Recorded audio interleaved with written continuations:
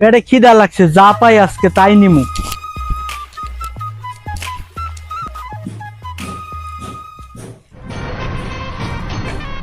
মনে হয় কেউ নাই, যাই দরজা চিপা দিয়া ঢুকা যা পামু তাই নিয়ে যাবো। লোকজন নাই, এই ফাঁকি কাজটা করতে হইব।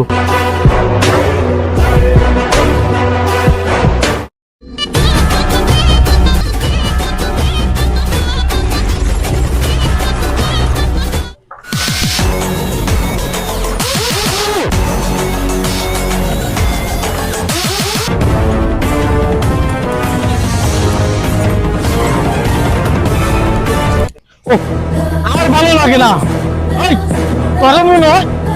আমার ফাঁসের দাঁত বাইকে। শোন, এইভাবে প্রত্যেকদিন যদি তার চুরি হয় তাহলে ব্যবসা করুন কিভাবে? হ্যাঁ, তোর আর তোর উস্তাদের আজকে খবর আছে। আয়,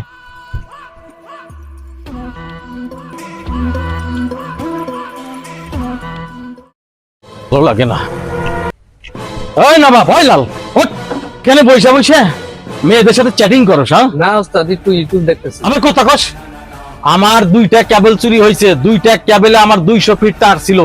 এইভাবে যদি কেবল চুরি হইতে থাকে আমার ব্যবসা লাটে উঠবো। এই যে দেখ, আবার তার কিনে নিয়ে আসলাম 100 ফিট। হ্যাঁ শোন, তোরা যেভাবেই হোক এই চোরটাকে ধরার জন্য একটু চেষ্টা কর।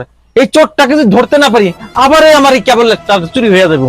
তখন এই ব্যবসাটা কিভাবে করবো? হ্যাঁ, আজকে রাজ্যে কি হইলো, আমি এই চোরটা ধরার চেষ্টা করবো।